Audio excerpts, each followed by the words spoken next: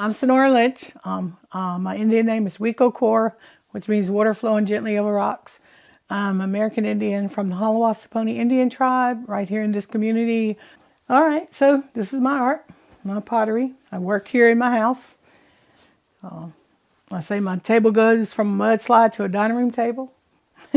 So I kind of cleaned it up a little bit for you guys, but I sort of left it because I thought, hey, what's the real thing? What really happens, So anyway, this is my pottery, and I create from the dirt, from the clay, from the earth. It's all made with red clay and white clay. I developed my own style of pottery. I have a lot of people say they've never seen pottery like mine. I think it's a story of my people here, my tribe. I didn't really know how my pottery is going to look in life. Never really thought about it when I was a child making pottery. We were just, just having fun, really, just learning from my elders. And the Creator just took me in this direction to come up with these thoughts and ideas and designs and what belongs on my pottery and what do I want to say about my tribe and my community. So these are where the Creator took me in this direction. These are what I consider like things that we believe in, things that come from the earth, the importance of the land, the trees and plants. And so, as I was working in pottery when I was a child, after I got a little older, I started teaching our elders myself how to do pottery, which was pretty interesting because I'm teaching some people who knew but had put it down for a while. And so I became a teacher to them. But what was beautiful, during the time I was teaching them in class, they would begin to tell me about life and land and animals and things that were important.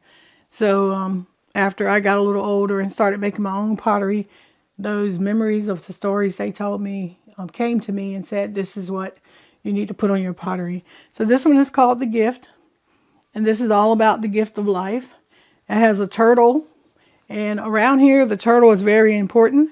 It's a symbol of long life because he can live to get so old. And our people always said that the turtle represents life itself and it represents the generations to come.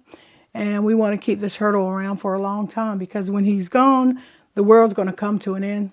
This one is a dogwood flower, which is for springtime, new beginnings, time to start tilling the land, beginning to plant the seed. Our seed is important. This is the seed of the tobacco plant, and this is the corn. And around the top is a design called the beaver's tail. Sometimes we call it a basket pattern, and it's in honor of the beaver and his life in the water that he brings lots of fish and lots of food to the people. So this one's all about the gift of life, the gift of medicine. The tobacco is our medicine plant. It's our healing plant, and it's been around here in North Carolina forever. And the native people gave that to the colonists when they came here, and we taught them how to plant the tobacco and how to plant the corn. And our corn is what we call one of our sacred plants.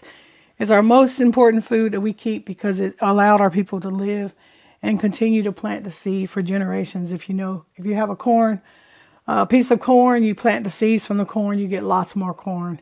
And that means we're going to always be fed. And so that's all about the gift of life, the gift of corn and tobacco and the turtle and dogwood flowers and the gift of the beaver tail. And that's a pretty big bowl. It's a hand coil bowl. It's all made with red clay. It's probably about 25 coils on here. And so I just make it big and then stretch it out and then shape it. And this one is one that I made is a jewelry box. And this one is also red and white clay, but I added iron oxide into the clay and it makes it turn black. And all of these designs I just come up with as I make each piece, think about how it fits the shape or how it should curve on the body of the piece. And also my work pretty much always represents the 4 directions, which is for the earth, wind, fire, and water. And all 4 elements are in pottery. You got to have earth to have pottery. You have to have wind. You have to have water. And you have to have fire. So all those 4 elements are in pottery. This is a bear. He's called my brother spirit. And This is all about the bear keeping his people on his back and holding his people up. He's the strong one. And we refer to our animals as people because they are human and they walk this earth just like we do. And so this is the bear, and he's called my brother spirit. And on his back, he has lots of flowers, lots of plants. And it has the birds, it has turtles, it has bear tracks, it has wolf paws. And this is a plant called bear grass itself. It's a very strong plant. And our people use it to make rope. And they would hang their meat in the pack houses with this plant called bear grass. And it grows wild around here in North Carolina, so it grows everywhere. And then this one also comes from, my mom would say that the bear taught our people how to collect their medicine. So the bear is part of the medicine family itself. And this is just one. I took a big chunk of clay and just started sculpturing it out and shaping it into this bear. But he's about peace and laughter and joy and singing and dancing together and not fighting each other. We need more bears around so we don't fight each other. This one is called Blackberry Winter. And this is another ideal that I dreamed about. And this one can hang on the wall.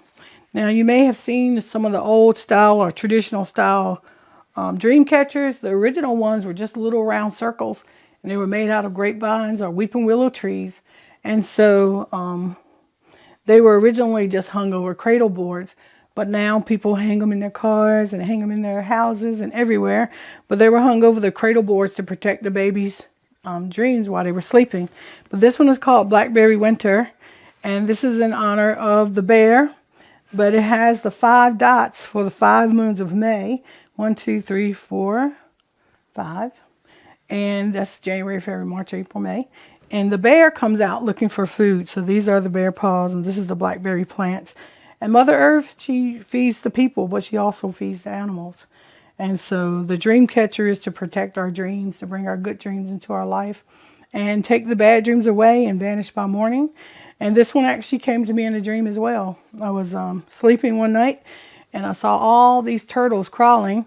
And then the web started coming, and then the design started coming, and then I woke up. And I don't know if you've ever had a dream you want to go back into, but that was one dream that I wanted to go back into. But the Creator taught me that every time I make one, the designs will come. So this came out of my dream.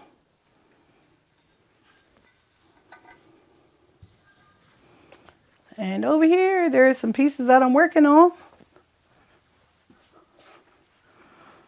Everyone is different. I've never made 2 just the same because, you know, every time I go at it, the clay is different. I'm different every morning.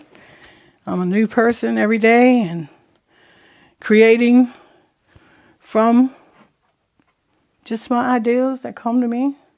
This one's called Songbirds, and this is in honor of the birds who sing to us in the morning to teach us how to have love for each other. And they are also, our people would say that the birds would teach us which foods we could eat and which foods we couldn't eat. So we would follow the animals to teach us which plants that were okay and not poisonous. So following the birds is something our people have always done. They're also messengers for different changes of the weather.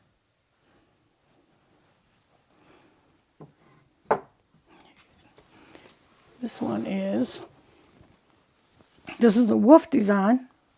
This is in honor of the Wolf Clan people. And it has 2 wolves which are singing to the moon. And these are considered our descendants, our people that's gone on.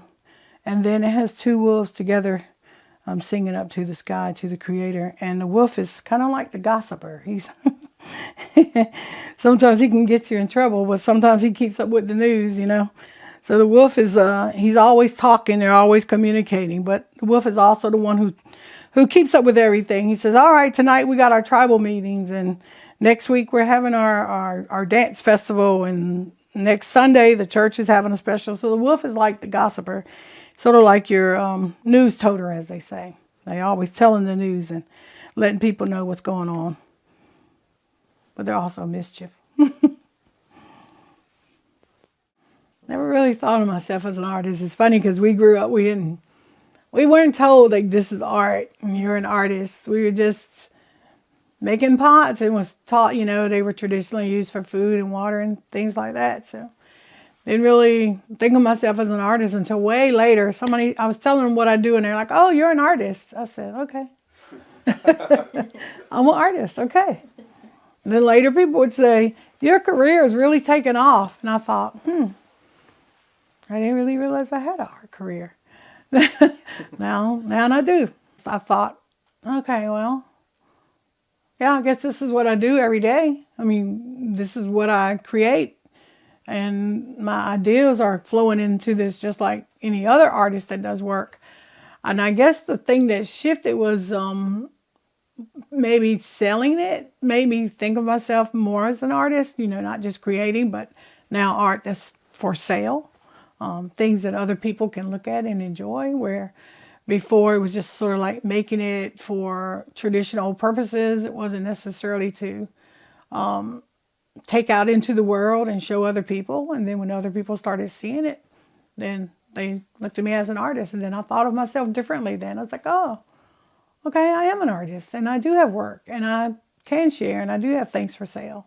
So yeah, I think that kind of really made me look at myself in a different way. Well, when I first started making pottery early on, it was really more plain pots. It was not as decorative. Certainly was not as elaborate as these are. They were just, it was all more about the shape and more about the making the walls even and creating just a bowl or a vessel or a small ashtrays. We used to make a lot of little ashtrays because people were smoking all the time. Like I said, I was working on an old historical face pot, and one of the elders who was teaching pottery at the time, I was telling him I wanted to replicate an old Mississippian face pot. And then I was telling him I wanted to make sure I painted it and all. So he was like, well, we can just mix up the slip and we'll just take this clay and mix it up and we'll create the color that we like and we'll put that on it. And then I signed the bottom. And then my name went through, and that gave me this idea of etching into the clay. So after I started etching into the clay, then I started creating these other lines in the background that sort of makes my work stand out a little bit more. It allowed my white clay to go deeper, my red clay to go deeper down, and allowed my white clay to raise up off the pots. We're here in my studio. Clay, red clay, and what I'm going to do is make a pot called a pinch pot, which is considered where you just take a piece of clay and pinch it off and make it into a bowl.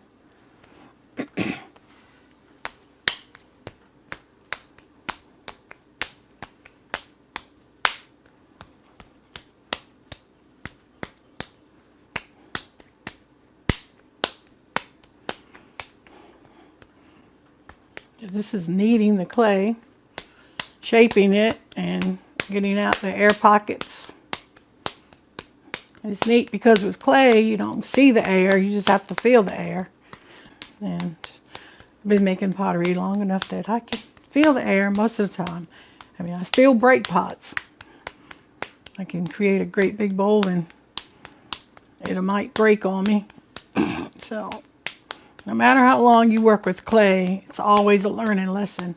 You never, well, I ain't gonna say everybody, but you almost always are learning as you go along, no matter what.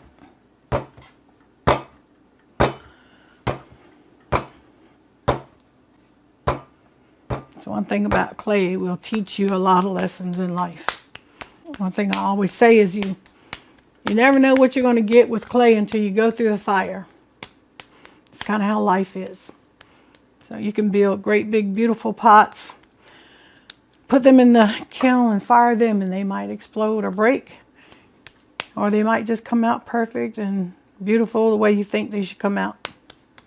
Which for me, I never think anything's perfect. I'm always trying to make it better.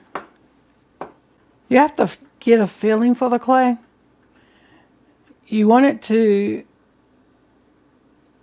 feel it get tight together, but yet you want to keep the water on it because you want to keep moisture. So when you go into the bowl, It's wet enough that it's still able to allow you to move it, but not too wet that it gets all slippery. I always tell people when I teach is you got to get to know the clay. You and the clay become one together, because everybody's strengths are different. So somebody might pat it really hard or really tight, and somebody might pat it loose. I try to, what I call myself, I keep my clay what I call fluffy. So it's like fluffy enough to work with, but not too hard. What I'm doing right now is, first of all, I made a decision that this is the top. So I just kind of looked at the ball and decided, I looked around at it and decided that this is the top. This is the best place to go to start. So I just kind of put a little pivot into the clay. So it's like the entering point. And then I really want to put water on this area because I know I'm going to stretch the clay, and I want to keep it moist because the top part can get dry really quick.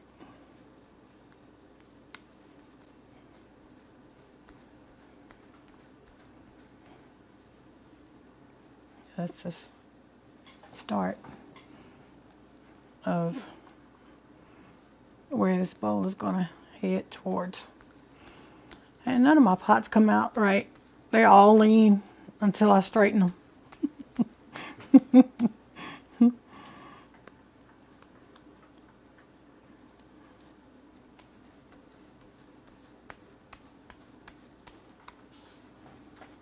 This is kind of getting wider.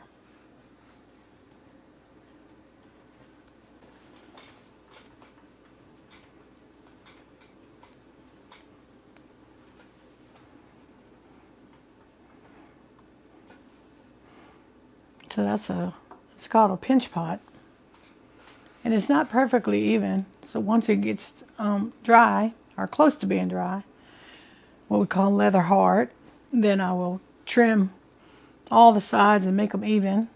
Sometimes I'll leave the top uneven, and just sometimes I'll smooth the whole top off. But that's the beginning of a pinch pot right there. It's not hard. And then sometimes we take the clay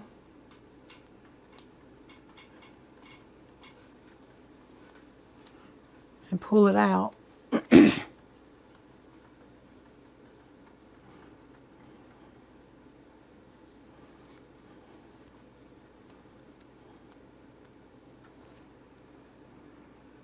Now, the name of this changes to what's called a pookie.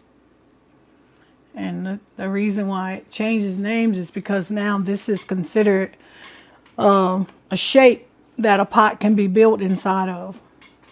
It's called a pookie, and a lot of the historical pots had cone-shaped bottoms. And so if you notice inside there, it has like a cone dip. And pots are built inside of a pot to change the shape of it.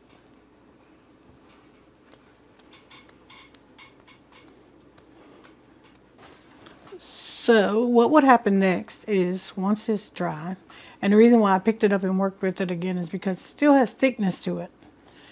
And I can feel where it's thicker and where it's thinner. And, I'll just keep working with it. These are some of my tools that I use. This is just a lid, snuff can lid, that I use to trim. So I'll trim it. Trim the inside, and this is a little bit wet, but you get the concept. I'll just trim it like this, and then I will do the same for the outside. You can see how it trims the clay away. This is a great tool right there. Just really an old snuff can lid.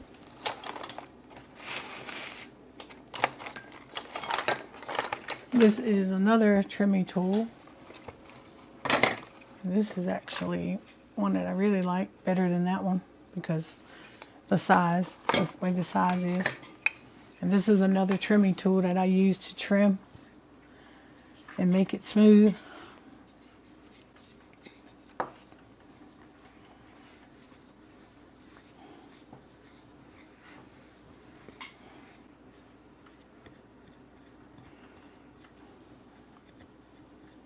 Then after that sits for a bit, I will come back again and trim and trim and trim until I'm happy with the feeling of the pot, happy with the thickness, happy with the roundness. And I always look inside my pots like that. I look down inside the pots to see all size, because you can see the circle, you can see the inside circle, you can see the rim, you can see the outside circle, and you can see the walls. And that came from my grandpa, who taught me about circles. And he was actually the first person who told me about pottery, our traditional pottery. He had some old pottery shards, and he would tell me about our people making pottery. And I never met my grandmother on my mother's side, but they said that she would make clay pipes, and she would smoke a pipe. And so I think that's inside me. That's probably part of my spirit that I carry. This is a seed pot, or gonna be a seed pot. And so this one is, I started with the same concept of a pinch pot, but then I just took the clay and tunneled it in, and then put a piece on top and covered it, and then made a little hole on the inside. I'll tell you what's so cool about this right here. It's hollow inside, so it's just like that. If I trim this pot, and I've done it before, if I trim this and trim it and trim it, it will pop open. It's really neat. I'm not going to do it because I don't want to lose it. But I've done it before and didn't realize it until I put that hole in the top. The air pressure on the inside is pushing against it, and it will just bust open. It's the neatest thing in the world. But I don't want to lose it right now, so I'm going to put a little hole in there somewhere. Right here, this will work.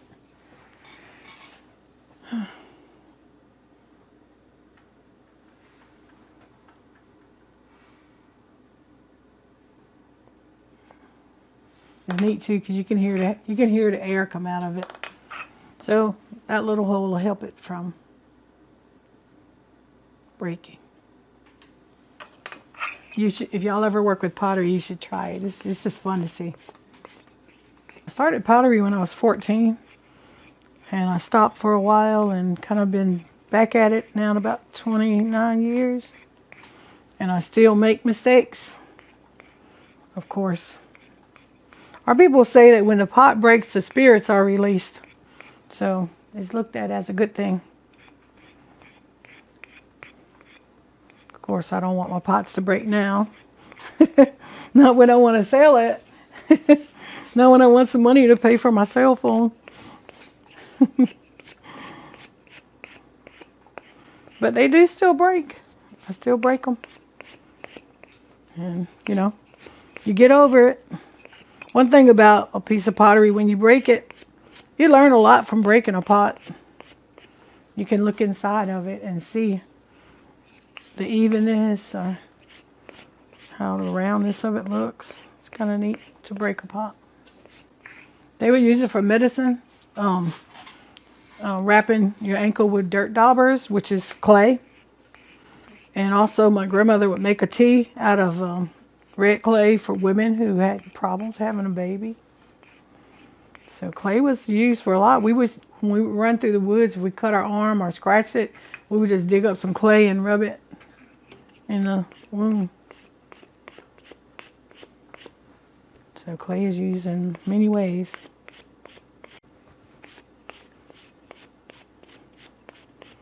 So a lot of things I like to talk to the kids about is, you know, about our people being scientists.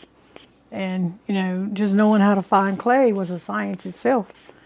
And, you know, oftentimes kids don't really have no idea about Native Americans and all the things we created and invented and taught the Europeans when they came over here about the moon and the stars and planting the seeds and, you know, tilling the land and knowing the signs of springtime. So all of that is a science that came from our people, from the natives.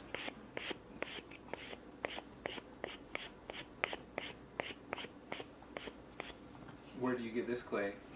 This is clay from clay companies here in North Carolina. There's two places that I go and buy clay. We dig. I have some clay in the yard that we dug that I haven't used yet.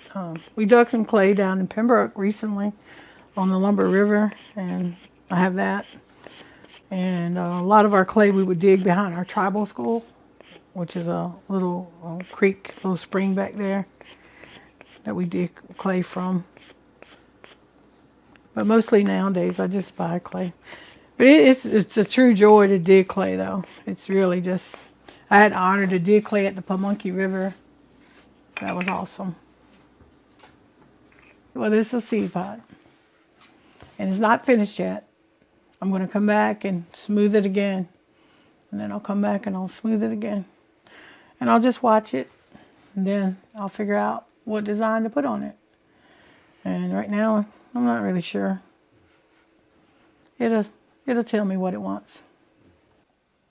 Just like these, once they dry. This is the white clay. And the white clay is painted on top.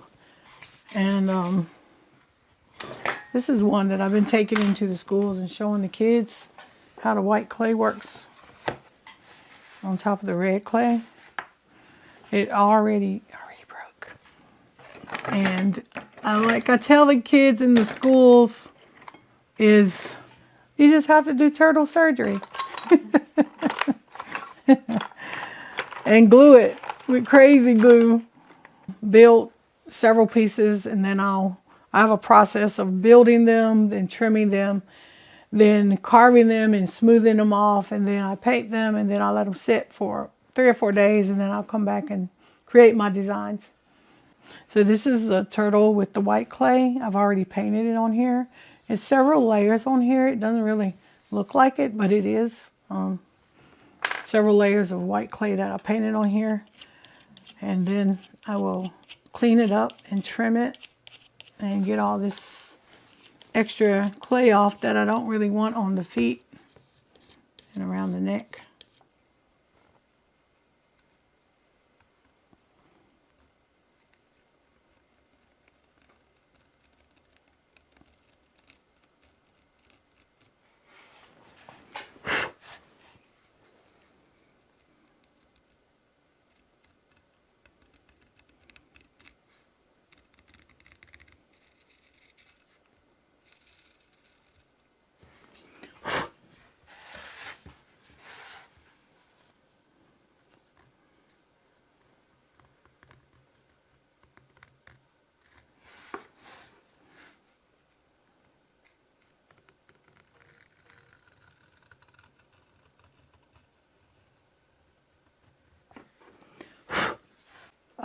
I can tell you that it's very different drawing on clay than it is drawing on paper. But I do draw my designs, so I would say yes to that. That I am. I think I do draw pottery. It's nice to work on pottery with other people, with company. And it's fun. It's a fun thing about teaching. Everybody's, you know, when I was young and we would have classes, it was just good conversation, a lot of laughter, making fun of each other's turtles. And I remember one night I was working on pottery. I was working on pottery at about 3 o'clock in the morning, and the next day I had a cockeyed turtle. So one of the eyes was up here, one was at the bottom. It was funny. My daughter put it on Facebook, and people were like, "I want the cockeyed turtle." And so I had to make a few cockeyed turtles.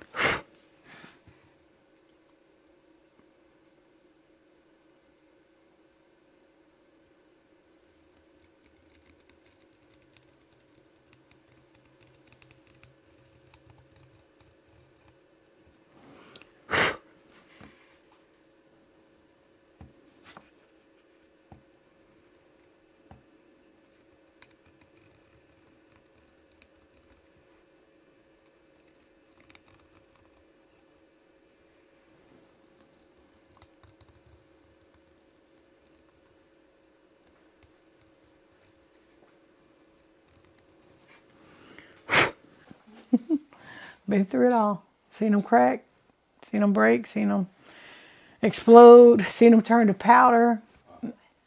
Yeah, back to powder. It's really amazing to see it.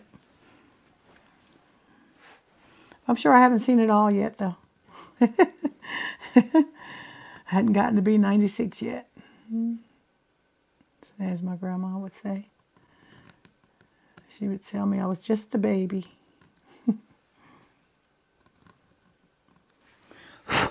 I'm exactly making those decisions to make sure I have boundaries and border lines, because if I leave just a plain line, it will carve away and you won't see it. So yeah, I'm deliberately choosing to make double lines and in certain widths at the moment because the clay is dry. And if I carve my lines too close together, they're going to crack together, which is already somewhat happening. But yeah, I'm choosing, like I chose these lines because I already know in my mind we're going to put a flower here. So I had to create where that flower was going to go and where these other lines are going to happen. It's not a glaze. A lot of people think this is a glaze. Some people think it's like a lot of other potters use glazes to protect and cover their pieces of pottery, but this is actually clay. So it's a white clay on top of a red clay. There's no glazes at all when I make my pottery. The only polishing that I do is with a rock. I have a polishing stone that I use to polish the top and make it shiny. Other than that, the clay is all natural. There's no glazes added to it. And once they're fired, I don't fire twice either. Like a lot of potters fire once, they biscuit and then they fire again with a glaze. This is actually painted right on top of the green clay, as you know people call it, which means it's not completely dry, but it's not too wet either. If you paint it when it's wet, it will just smear together and become more like a pink orange color. So I try to keep it clean so it'll be black, red and white color clay. Well, this is a hematite stone. And I do use this one sometimes, but I have another big polishing rock, river rock. And these are too, I'm pretty sure this is too dry.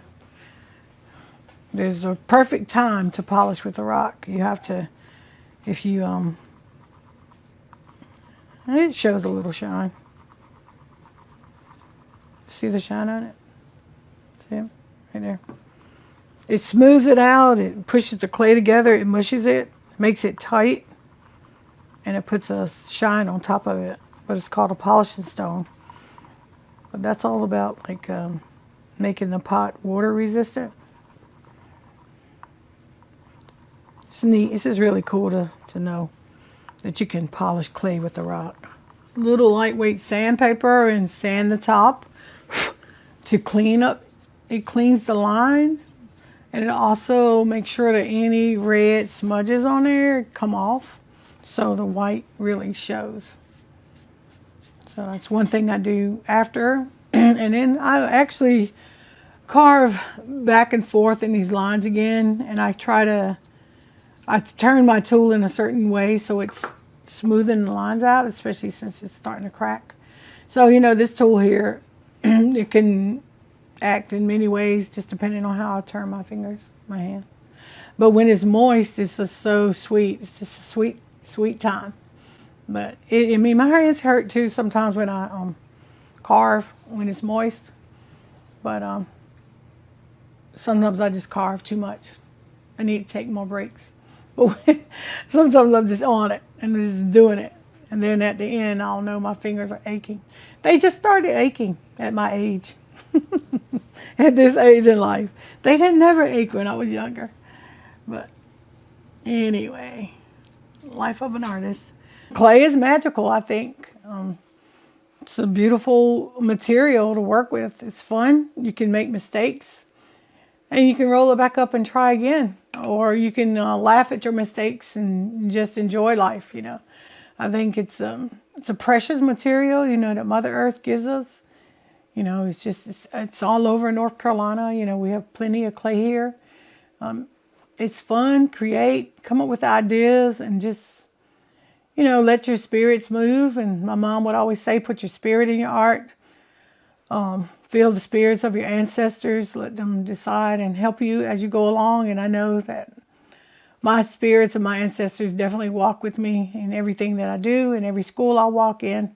I actually ask them to come with me as I travel. So I think that's a part of our culture and part of our world, that we believe in spirits. And I think that's important. We believe in the trees and the wind and the way the leaves blow and how the birds come to visit us. So we have a lot of joy that comes into creating our art. And Mother Earth gives us ideas and helps us to make things, and she gives us thoughts and gives us the freedom to create. And sometimes our people say that when you're struggling, or when your art kind of comes to when your brain is not creating but your heart is, and your heart's not creating but your brain is, they say take a walk in the woods, and when you walk through the woods, it will bring you back to your space. So I think that's important, and that's still all a part of that spirit world. Pray over your clay. I pray over my art all the time. From the beginning to the end, I pray over it. So pray that the Creator guides me in the way I should go. I'm honored to, be here for my ancestors, my elders, not knowing that this was the position they would put me in, but I think I have a purpose in life, is to teach and go into the schools and teach our children here so that we can continue our culture. So yeah, so go out and get some clay.